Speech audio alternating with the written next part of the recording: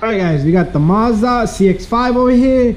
So we got a bulb in there. I had a customer who complained that he wasn't able to find the bulb or know how to change it. But if you look right back over here, see this little guy right there? So you just put your hand from back over here, turn it counterclockwise. Oh, before that, squeeze this retainer right here.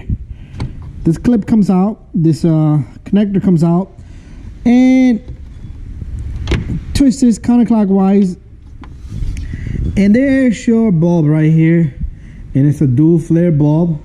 So if you guys need to change that, it's very simple to do so. And then to put this back in, it's just a simple bulb. This is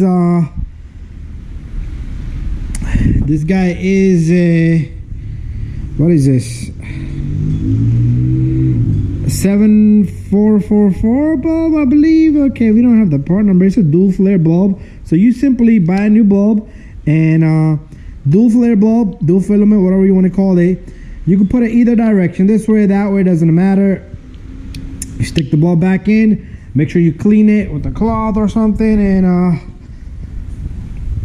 you take this guy back in the spot. And what you want to do here now is you want to turn it clockwise, and it's going to click. There you go. And you put your connector back in, and everything should be in working order. And all the other bulbs, they're HIDs and special bulbs, so you can't change much on it.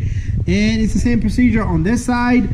So that's it, guys. Hopefully this video helps you guys out.